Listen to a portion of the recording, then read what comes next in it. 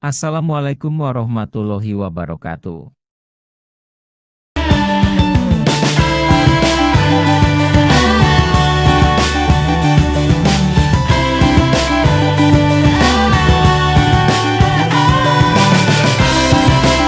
Assalamualaikum warahmatullahi wabarakatuh.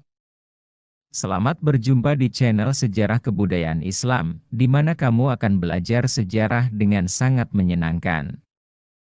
Pada kesempatan ini kita akan membahas bab pertama di kelas 12, yaitu Perkembangan Islam di Indonesia. Baiklah, kita langsung mulai saja. Para pedagang Arab berlayar ke wilayah Asia Tenggara termasuk ke Indonesia pada abad ke-14 Hijriah Juli 10 Masehi. Penyebaran Islam pada awalnya didorong oleh meningkatnya jaringan perdagangan di luar Kepulauan Nusantara termasuk Kesultanan Mataram di Jawa Tengah sekarang. Dan juga Kesultanan Ternate dan juga Tidore di Maluku Timur. Pada akhir abad ke-13, Islam telah berdiri di Sumatera Utara, abad ke-14 di Timur Laut Malaya, Brunei, Filipina Selatan, di antara beberapa abdi kerajaan di Jawa Timur abad ke-15 di Malaka dan wilayah lain dari Semenanjung Malaya, sekarang Malaysia. Selanjutnya kita akan membagi pembahasan sejarah masuknya Islam ke Indonesia dalam beberapa bagian, yaitu A. Situasi dan kondisi pra-Islam. B. Jalur masuknya Islam ke Indonesia. C. Strategi dakwah, dan D. Fase penyebaran Islam di Indonesia. Kita mulai dari yang pertama, yaitu A. Situasi dan kondisi sebelum kedatangan Islam. Sebelum kita bahas lebih dalam, kita juga akan membahas topik ini dalam beberapa bagian antaranya, geografis, keyakinan, perekonomian, politik, serta kesenian dan sastra. Sebelum kedatangan Islam pada abad ke-15 dan 16 di wilayah Nusantara terjadi perubahan sosial yang luar biasa. Perubahan sosial itu terjadi disebabkan oleh persebaran agama Islam beserta sistem politiknya yang ditandai dengan adanya perubahan keyakinan keagamaan dari masa kejayaan Hindu-Buddha ke masa perkembangan agama Islam. Pada saat bersamaan bermunculan kerajaan-kerajaan Islam menggantikan posisi kerajaan Hindu-Buddha. Perubahan-perubahan tersebut dilatar belakangi berbagai faktor diantaranya letak geografis, keyakinan masyarakat, perekonomian, pemerintahan dan kesenian dan sastra. Gambaran situasi dan kondisi wilayah Indonesia sebelum kedatangan agama Islam antara lain. 1. Letak geografis. Indonesia terletak di 6 derajat, lintang utara, 11 derajat, lintang selatan, dan 95 derajat, bujur timur, 141 bujur timur. Posisi itu menunjukkan bahwa wilayah ini berada di daerah Khatulistiwa. Beriklim tropis dengan curah hujan tinggi. Iklim disertai angin musim menyebabkan adanya kemarau dan penghujan dengan waktu yang berbeda-beda pada tiap-tiap wilayah. Keberadaan dua musim ini memberikan pengaruh yang kompleks pada berbagai aspek kehidupan penduduk. Pertanian, pelayaran dan perdagangan erat hubungannya dengan musim. Kaitannya dengan perdagangan tidak dapat dilepaskan dari pelayaran. Sebagai wilayah kepulauan dengan posisi sebagai penghubung jalur perdagangan daratan Asia terutama antara Cina dan India menjadikan wilayah ini sebagai wilayah yang strategis dalam jalur perdagangan antar bangsa.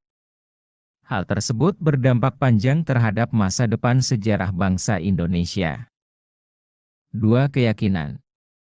Sebelum kedatangan Islam, masyarakat Indonesia sudah menganut agama dan kepercayaan yang berbeda-beda dalam kehidupannya.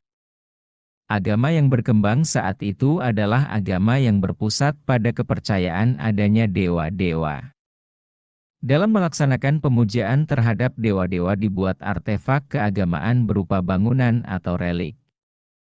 Agama Hindu-Buddha berkembang pada masa kerajaan Majapahit ditandai dengan bangunan candi yang tersebar di beberapa wilayah dengan arca-arcanya, prasasti dan kitab-kitab juga memberikan gambaran yang jelas terhadap potret keagamaan pada saat itu. Di wilayah yang lain di mana masyarakat tidak tersentuh agama Hindu-Buddha, mereka masih mempertahankan agama asli yaitu kepercayaan kepada roh-roh yang mendiami benda-benda seperti pohon, batu, sungai, gunung, dan dinamisme. Kepercayaan bahwa segala sesuatu mempunyai tenaga atau kekuatan yang dapat mempengaruhi keberhasilan atau kegagalan usaha manusia dalam mempertahankan hidup, dan lain-lain. Kepercayaan ini telah tumbuh dan berkembang sebelum agama Hindu-Buddha masuk ke Indonesia. 3. Politik dan pemerintahan. Bukti-bukti tentang politik dan pemerintahan pada masa kerajaan Majapahit dengan menggunakan data-data yang telah didapatkan dari prasasti maka dapat dikemukakan bahwa bangsa Indonesia telah mengenal sistem politik dan pemerintahan jauh sebelum Islam masuk ke Indonesia. Prasasti dari Kuta yang selama ini masih menjadi patokan babak dimulainya masa sejarah Indonesia dapat memberikan 4. Perekonomian dan perindustrian. Kumpulan rumah penduduk yang tersebar di lembah-lembah sungai dan dataran-dataran pegunungan dengan segala aktivitasnya merupakan pendukung utama keberlangsungan stabilitas ekonomi pemerintahan. Daerah pedalaman adalah daerah agraris yang tertutup. Perdagangan sebagai satu aktivitas ekonomi dilakukan oleh golongan rakyat yang harus berjalan dengan pedati atau sampan untuk transportasi dalam negeri. Pertanian merupakan tulang punggung perekonomian sebagian besar pemerintahan yang berdaulat di wilayah Nusantara. Hasil pertanian persawahan menjamin stabilitas dan persediaan makanan secara teratur. Hasil panen berasal dari masyarakat desa dan dari berbagai wilayah kekuasaan lembaga agama, mandala, atau tanah milik perseorangan atau kelompok yang dibebaskan dari pajak, sima, upeti, pajak, dan kerja wajib diminta dari penduduk untuk kepentingan pegawai atau rumah tangga raja. Dalam hal perdagangan di Asia Tenggara, menurut Van Leur, barang-barang yang diperdagangkan adalah yang bernilai tinggi seperti logam mulia, perhiasan, pecah belah, kain tenun, juga bahan-bahan baku untuk keperluan kerajinan. Dari data arkeologis berupa sebaran temuan keramik di sepanjang pantai utara Jawa, bahkan sampai pedalaman dan Pulau Sumatera dan Sulawesi, hubungan dagang wilayah ini dengan Cina telah terjalin sejak abad ke-9 Masehi. Sepanjang pantai utara Jawa sejak abad ke-9 Masehi memegang peranan penting khususnya dalam bidang ekonomi. Para pedagang asing yang datang sampai ke wilayah Majapahit berasal dari Champa, Hammer, Thailand, Burma, Sri Lanka, dan India. Mereka kemudian sebagian bermukim di Jawa dan bahkan ada beberapa di antaranya yang kemudian ditarik pajak. Sekitar tahun 1249 Masehi telah terdapat dua jalur pelayaran dari dan ke Cina yaitu jalur pelayaran barat dan jalur pelayaran timur. Jawa berada dalam jalur pelayaran barat meliputi Vietnam, Thailand, Malaysia, Sumatera, Jawa, Bali, Timor. Kapal dagang Cina berangkat lewat jalur barat dan kembali ke Cina dengan menyusuri pantai barat daya Kalimantan. Kehidupan perekonomian di bidang industri juga berkembang.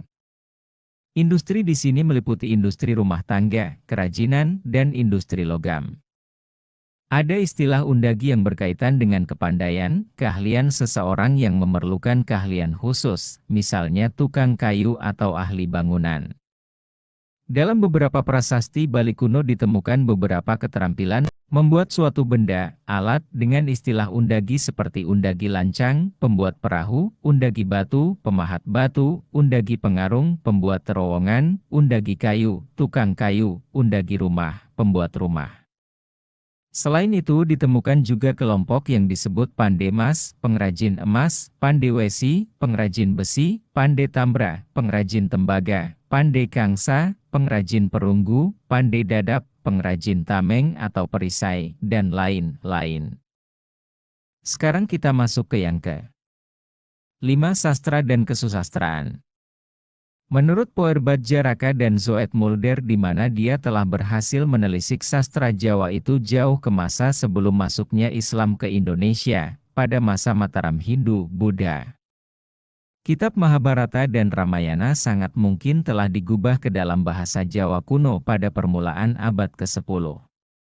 Berinduk ke kedua kitab itu maka banyak ditemukan gubahan cerita yang sangat mungkin diambil sebagian atau utuh, sarga dan parwa, menjadi bentuk kakawin atau naskah yang lain. Bahkan seringkali naskah tersebut disesuaikan dengan kemuliaan yang ingin didapatkan oleh raja yang berkuasa ketika naskah itu digubah. Tiap-tiap daerah ditemukan deretan naskah yang sangat penting sebagai sumber sejarah. Ada carita Parahyangan, Pararaton, Sutasoma, Nagara Kartagama, Arjuna Wiwaha, dan masih banyak naskah dan kitab yang lain. Kehidupan kesusastraan ketika itu tentunya juga tidak terlepas dari para pujangga sebagai penggubah dan pencipta karya sastra. Kaitannya dengan hal ini peran para Brahmana dan pemuka agama sangat penting.